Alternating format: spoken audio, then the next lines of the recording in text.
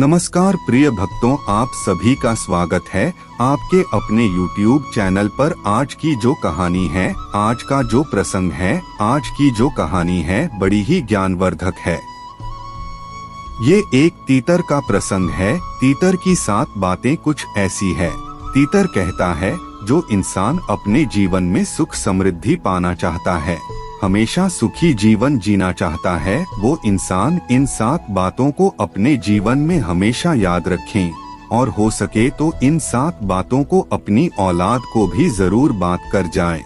ऐसी 7 अनमोल बात तीतर बताता है और कहता है कि जो कोई भी इंसान इन 7 बातों को अपने जीवन में उतार के रखता है, उसके जीवन में कभी भी किसी प्रकार का कोई संकट नहीं आ सकता और वो इंसान अपने जीवन में कभी भी धोखा नहीं खा सकता। तीतर की इन 7 बातों को हमेशा याद रखने वाला व्यक्ति कभी भी अपने जीवन में धोखा नहीं खा सकता। तीतर की ये 7 बातें हम आपको एक कहानी के माध्यम से बताएंगे। शुरू करते हैं आज की ये ज्ञानवर्धक कहानी। एक जंगल में एक तीतर रहता था और तीतर के 2 बच्चे थे। उस तीतर की पत्नी बड़ी ही भोली थी, बड़ी ही सीधी सादी थी। उसके मुख में कभी कोई बात नहीं रुकती थी। कोई भी बात सुनती तो हर किसी से कह देती थी। तो उसके जितने भी मित्र थे, जितने भी अड़ोसी पड़ोसी थे, उन सभी को इस बात का अच्छी तरह मालूम था कि तीतर की घरवाली के मुख में कभी कोई बात नहीं रुकती है। इसलिए तीतर भी उसको बहुत कम बात बताया करता था। वो तीतर जंगल में जाता है और शिकार करता और शिकार लाकर अपने बच्चों का पालन करता। उसी जंगल में काफी और भी पक्षी रहा करते थे। उनके पड़ोसी मित्र कौवा रहता था। एक कौवा उस तीतर का पड़ोसी मित्र था। वो कौवा हर बार उस तीतर से पूछा करता कि तीतर भाई, तुम कहाँ जाते हो? अच्छे अच्छे शिकार करके लाते हो और अपने बच्चों को अच्छा अच्छा भोजन खिलाते हो। ऐसा तुम क्या करते हो, मुझे भी बताओ। वो तीतर अपना कभी भेद नहीं खोलता था, लेकिन वो तीतर अपनी घरवाली से इस बात को कह देता था कि मैं इस तरीके से शिकार करता हूँ और इस तरीके से शिकार करके लेकर आता हूँ। तीतर किसी को अपनी बात नहीं बताता था, लेकिन उसकी जो घरवाली थी वो बड़ी भोली थी, बड़ी सीधी थी। उसके मुख में कभी कोई बात नहीं रुकती थी।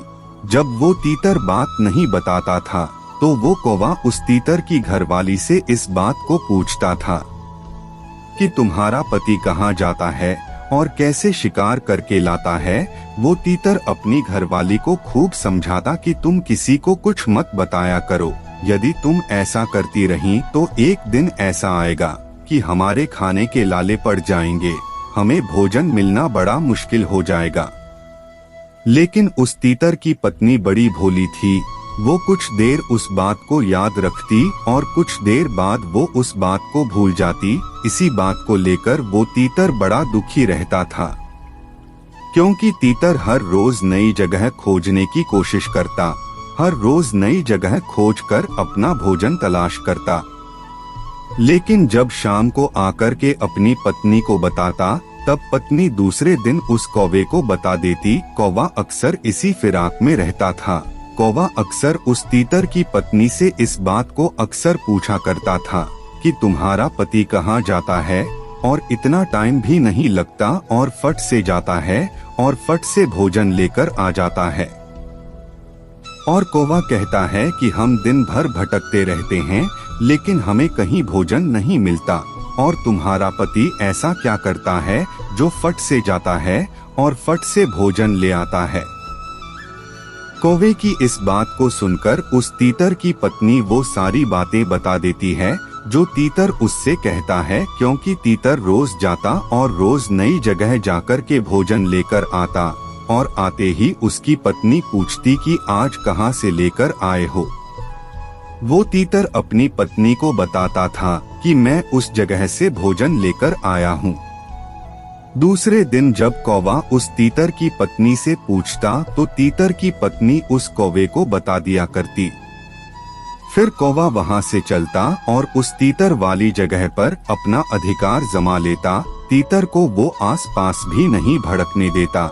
इसी परेशानी को लेकर तीतर बड़ा दुखी होता था, क्योंकि जिस जगह को तीतर खोजकर अपने भोजन का प्रबंध करता था और उस जगह पर जाकर कौवा अपना अधिकार जमा लेता था, तीतर रोज बार बार अपनी पत्नी को समझाता और कहता कि तुम्हारे मुख में कभी कोई बात नहीं रुकती है, तुम्हें बात बताना ही बेकार होता है। तुम्हें जो भी बात बताई जाती है तुम अन्य पक्षियों को बता देती हो और वो पक्षी जाकर के उस जगह पर अपना अधिकार जमा लेते हैं, जिस जगह को मैं खोजता हूँ। इसी बात को लेकर तीतर बड़ा दुखी रहता था। अब धीरे धीरे तीतर की पत्नी की वजह से तीतर को ये नौबत आने लगी कि उसको कहीं भोजन मिलना बड़ा ही मुश्किल हो गया। तीतर को अपने बच्चों को अपनी पत्नी को भोजन खिलाना भी बड़ा मुश्किल होता जा रहा था, क्योंकि तीतर जो भी नई जगह खोजता उस जगह कौवा जाकर अपना अधिकार जमा लेता और कौवा उस तीतर को उस जगह पर भटकने भी नहीं देता। अब तीतर के सामने ये बड़ी चुनौती आ गई थी, ये बड़ी समस्या खड़ी हो गई थी कि तीतर अपने परिवार का और अपना पेट पालन कैसे करे। तीतर ने अपने और अपने परिवार के लिए जितना भी भोजन इकट्ठा कर रखा था, धीरे धीरे वह सब खत्म होने लगा। अब तीतर को नौबत आने लगी भूखे मारने की। तीतर रोज दिन भर भटकता रहता, लेकिन तीतर को अब भोजन मिलना बड़ा मुश्किल हो रहा था, क्योंकि ये तीतर की पत्नी की वजह से उसके मुख में कभी कोई बात नहीं रुकती थी। अब तीतर को इस बड़ी समस्या का सामना करना पड़ रहा था। किसी किसी दिन तो ऐसी नौबत आने लगी कि उनको भूखे भी सोना पड़ जाता और तीतर अपनी पत्नी को रात दिन कोसता कहता कि सब तुम्हारी वजह से हो रहा है। यदि तुम्हारे मुख में थोड़ी सी भी बात रुकती तो आज ये नौबत नहीं आती। तीतर की पत्नी तीतर से कहती है कि देखो जी, मेरे पर चिल्लाने की कोई जरूरत नहीं है। यदि आपकी क्षमता नहीं है हमारा पेट पालने की तो आप ऐसे ही कह दीजिए, फालतू में आप मुझ पर दोष मढ़ते हो। तीतर इसी बात को लेकर बड़ा परेशान था और तीतर दिन भर भटकता भटकता एक साधु के आश्रम में पहुंचता है। साधु के आश्रम पर पहुंचकर और साधु को प्रणाम करके और चुप होकर बैठ जाता है। जब साधु उस तीतर को देखता है कि तीतर बड़ा शांत बैठा है, साधु सोचने लगता है कि तीतर के जीवन में कोई बड़ी समस्या है। वो साधु उस तीतर के पास जाता है और तीतर से कहता है कि तीतर, तुम्हारी ऐसी कौन सी समस्या है जो तुम इतने परेशान बैठे हो? लगता है कोई गंभीर समस्या है।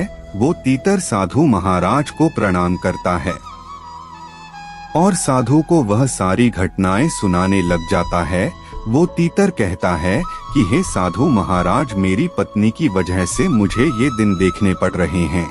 मैं हर रोज नए भोजन की खोज करता और अपने परिवार का पालन पोषण करता था, लेकिन जब मैं भोजन लेकर शाम को घर जाता तो मेरी पत्नी मेरे से पूछा करती कि भोजन कहाँ से लेकर आए हो, और मैं अपनी पत्नी को वो सारी बातें बता देता था।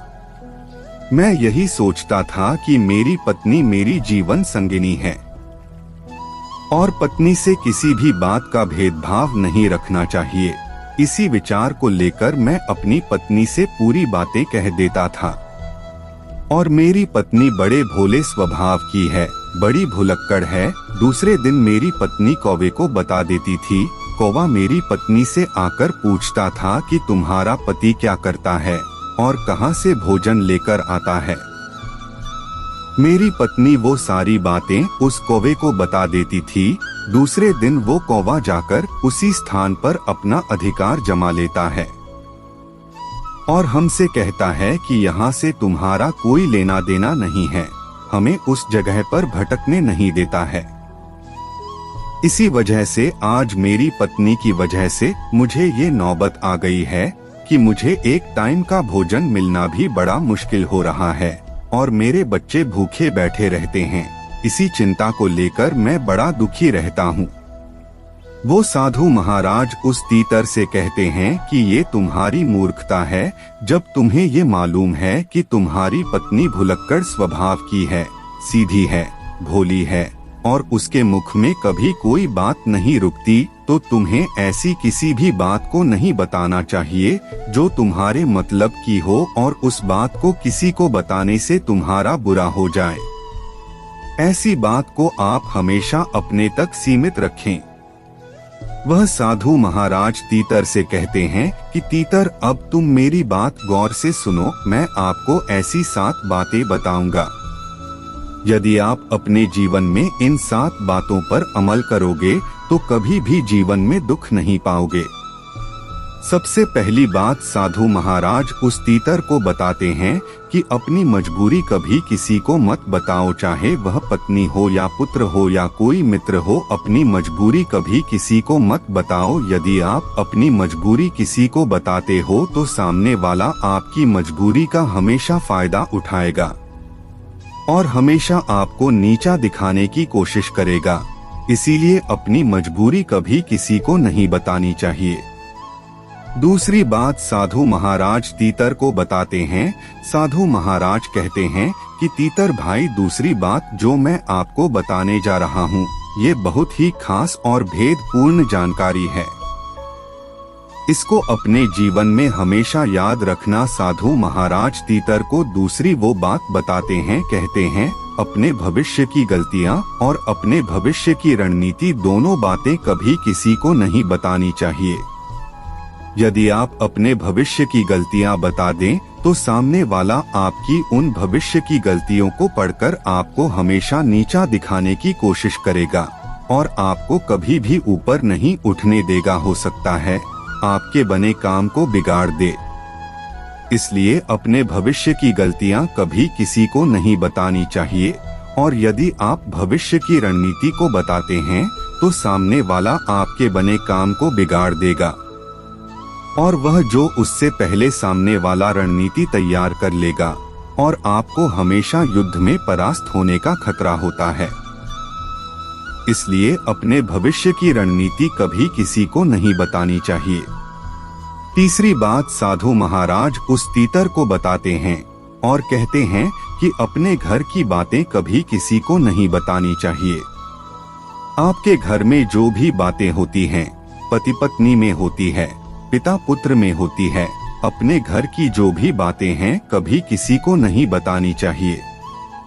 यदि आप अपने घर की बातें सामने वाले को बताते हैं तो आप अपने समाज में मान प्रतिष्ठा को खो बैठेंगे। कभी भी आप अपने समाज में ऊंचा उठकर नहीं बोल सकते।